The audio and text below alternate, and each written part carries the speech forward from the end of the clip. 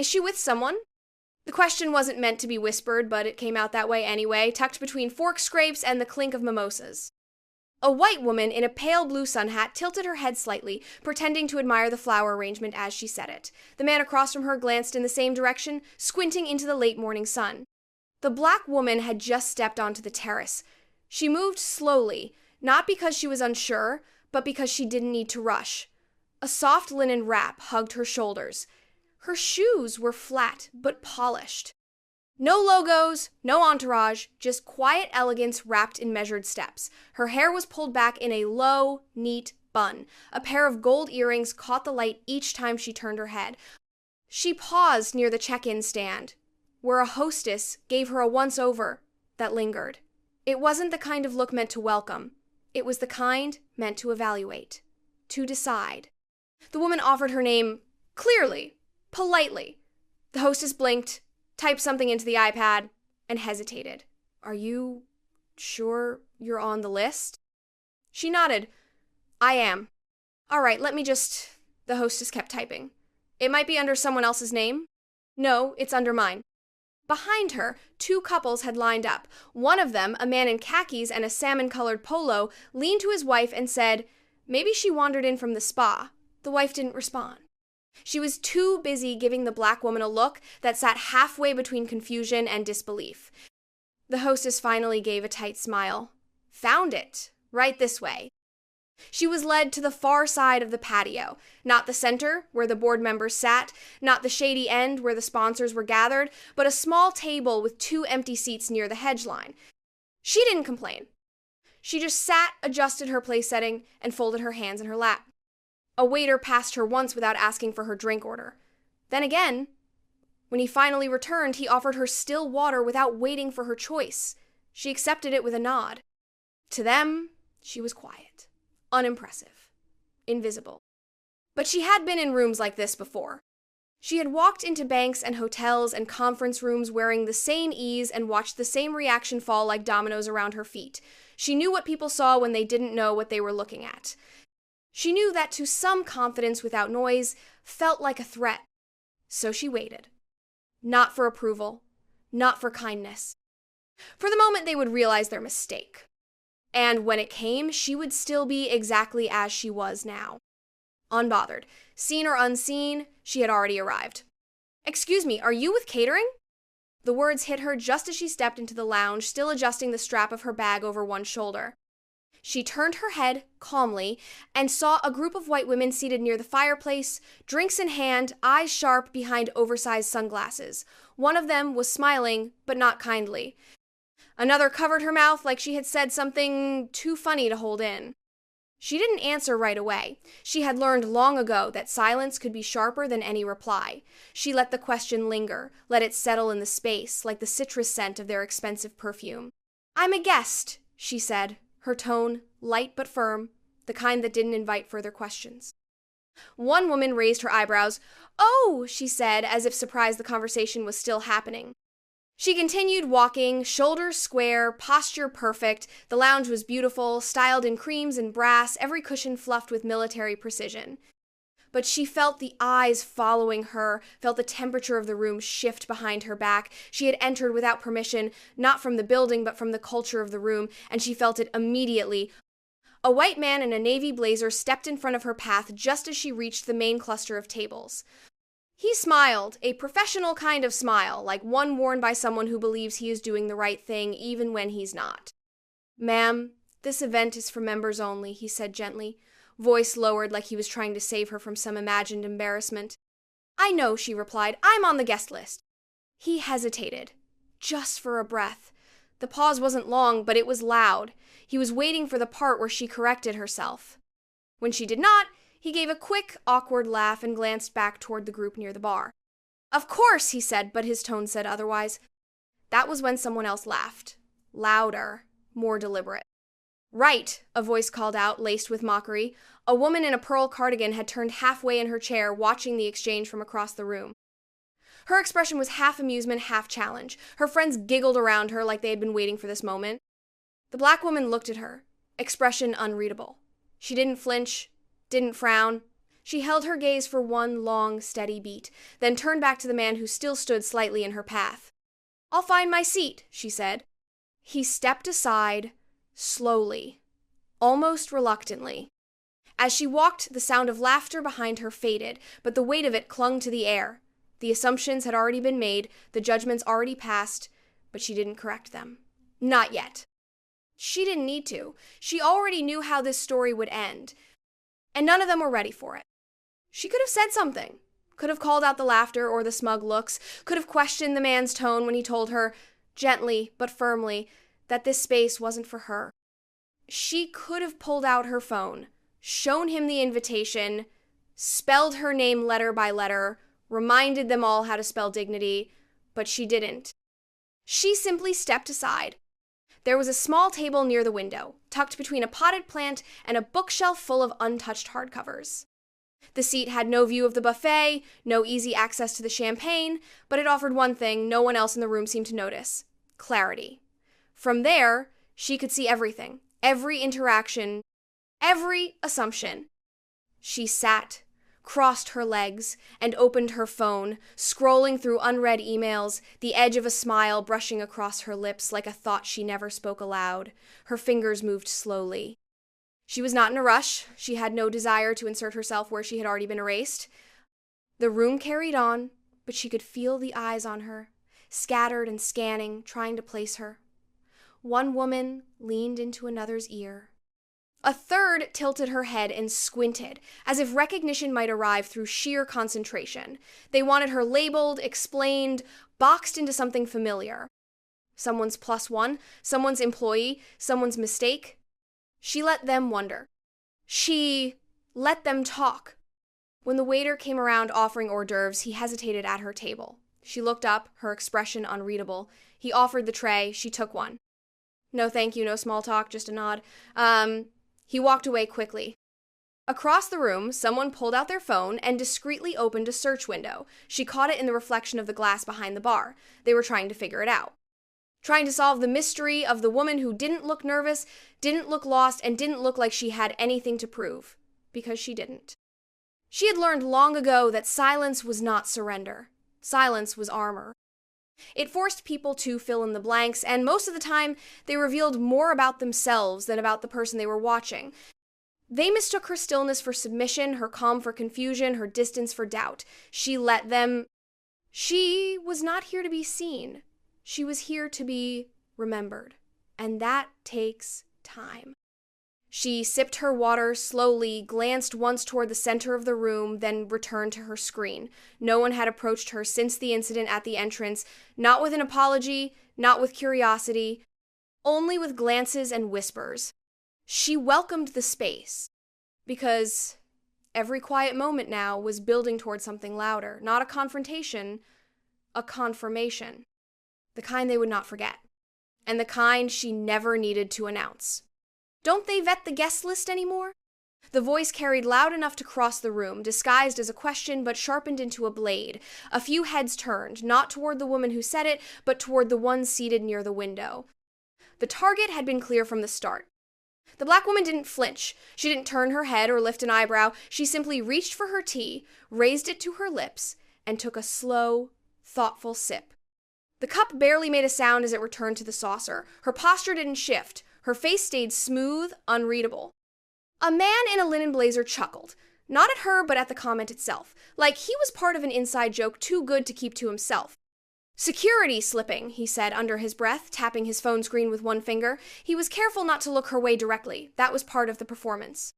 Laugh loud enough to be heard, but quiet enough to maintain deniability. Another woman leaned toward her friend and whispered something, eyes still locked on the woman in the corner. The friend smiled, teeth small and sharp. They both glanced down at their untouched drinks like they had better places to be, as if her presence had somehow soured the vintage. Still, she remained seated. She did not ask for help. She did not demand respect. She did not rise to prove a point. Instead, she looked at her watch. The subtle flick of her wrist, enough to remind anyone watching that time belonged to her, not the other way around. Her phone buzzed once, quietly. She read the message and tucked the device back into her bag. One breath in, one breath out. Another sip of tea. No one offered her a refill. The room swirled with pretense. Someone requested a change in the music. Another ordered a second round. Laughter came in controlled bursts, carefully placed like accents in a conversation that had nothing to do with joy. The women who had mocked her had now shifted their chairs slightly away from her table, as if distance would somehow excuse the discomfort they had created. They spoke louder now, projecting comfort they did not truly feel. She noticed everything. Every glance that did not meet her eyes, every sentence delivered just within her hearing, every effort to treat her like a question mark in a room that had never been hers in their minds. But she had answered all of it with silence, because the shift always came. It came in rooms like this, with people like this, the ones who mistook clothing for class and presence for privilege. The ones who had been taught to look for power in the same old packages, never imagining it could arrive quietly, without permission, without decoration. She sat still, her teacup empty, her presence louder than anything they could say. And the clock kept ticking, because the moment was getting closer, and they had no idea what was about to walk through that door. The door to the lounge opened with a quiet hiss, and the club director stepped inside. He moved with a kind of urgency that didn't draw attention until it was too late. His suit was tailored, his shoes polished to a mirror shine, but his pace said this wasn't about appearances, it was about time, and he was late. The noise in the room didn't change right away. Conversations continued, glasses clinked, laughter floated in practiced bursts. But a few eyes caught the movement, the shift in energy as the director scanned the room. He wasn't looking for the board members or the regulars. He wasn't headed toward the center table where the loudest voices had been holding court all morning. He was looking for her. The black woman still sat near the window, posture relaxed, hands resting in her lap. She had not moved in nearly 30 minutes. She had waited patiently through the comments, the glances, the smirks. Her tea had gone cold, but her expression had not changed. And now, the moment arrived. The director saw her, and his face changed instantly. The practiced calm of hospitality melted into something real: apology, recognition, respect. He crossed the room quickly, straightening his jacket as he went, the murmur of conversation beginning to fracture behind him. He reached her table and stopped just short of bowing. "Ms. Reed," he said, his voice warm but serious, "I'm so sorry for the delay. Your presentation slot is ready upstairs. We've been finalizing the projector setup." The air left the room in one long breath no one meant to take. Conversation stalled. Chairs shifted. Someone set their drink down too hard. Every eye that had passed over her without a second thought was now trying to recalibrate. Ms. Reed. The woman they had whispered about. The one they assumed had walked into the wrong room. The one they thought might be staff, or an accident, or worse, someone with no business being there. She was the keynote speaker. And not just that. Within seconds, recognition began to dawn in the minds of the few who actually paid attention to the club's business newsletters. Reed Development, Reed Holdings. 3 of the newest expansions on the property, all backed by one name, hers. The woman in the window seat was not a guest. She was not temporary. She was not someone to be guided or questioned or laughed at. She was a force. She rose from her seat slowly, calmly, with the same quiet composure she had carried through every insult. She nodded once to the director and picked up her bag. Her movements were fluid, unfazed. She did not look around to meet anyone's eyes. She didn't have to. The silence behind her said enough. As she and the director walked toward the stairs leading to the second floor, a new kind of hush settled in the lounge. Not awkward, not embarrassed, just humbled.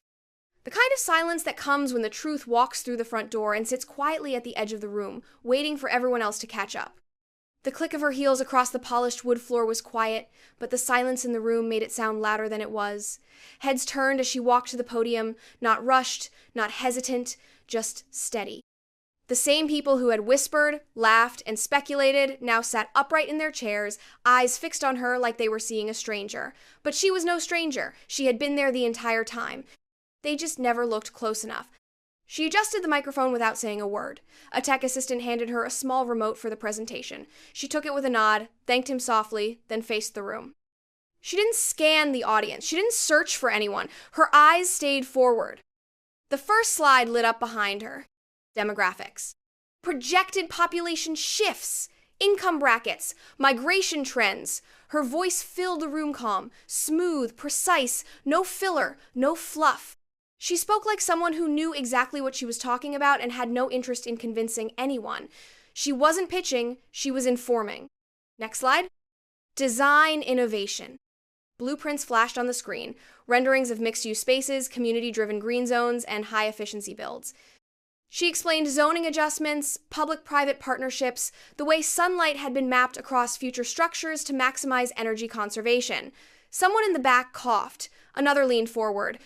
Next slide. Return on investment. Numbers came up, followed by trend lines and market forecasts. She referenced 3 properties already in development. The third one earned a murmur from the audience. A man in the third row scribbled a note. A woman tapped her assistant on the arm and whispered something quickly. Then the next slide landed. A Forbes cover. Her face, smiling softly, looking directly into the camera, framed by the headline, "The Woman Rebuilding Real Estate from the Ground Up." Below it, a subheading that read, "Quiet Power." Bold plans, no apologies. A few people shifted in their chairs. One woman gasped. Another recognized the article. They had seen that face before, but not like this. They hadn't placed it earlier because they weren't looking for someone like her. Another slide. Venture portfolios. 10 logos from companies she had funded. 4 that had gone public. 2 that had been quietly acquired. 1 that now leased office space in the very building they were sitting in. She never raised her voice. She never changed her tone. Her presence did all the work.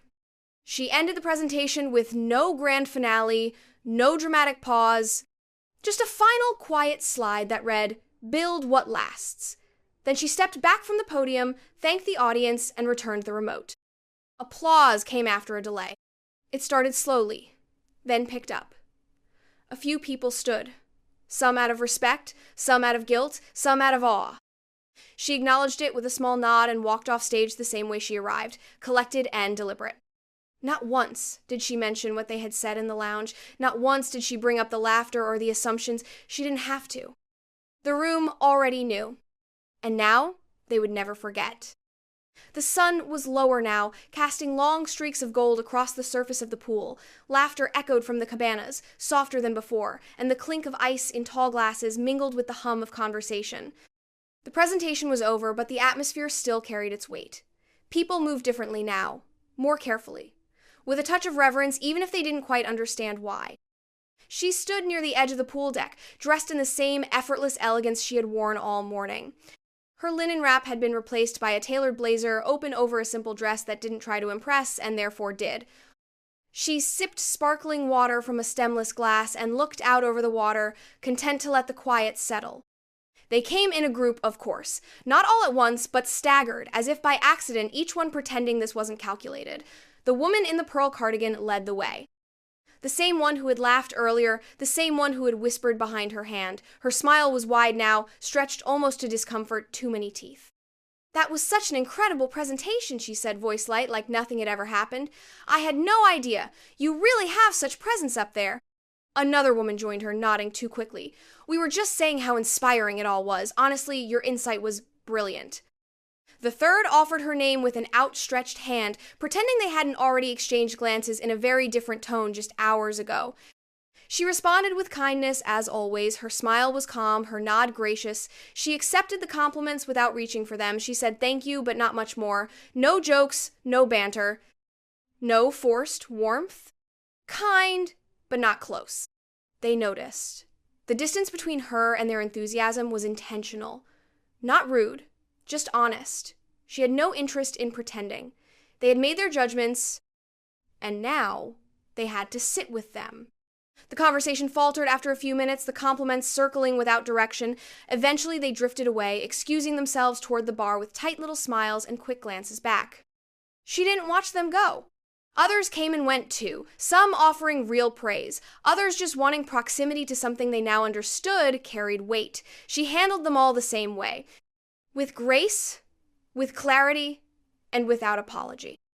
Later, as the light dimmed and the first stars began to poke through the evening sky, a staff member brought her a fresh glass and called her Ms. Reed with a tone that now held both respect and something else. Memory. Because now when she entered the club, they would not question where she belonged. They would remember.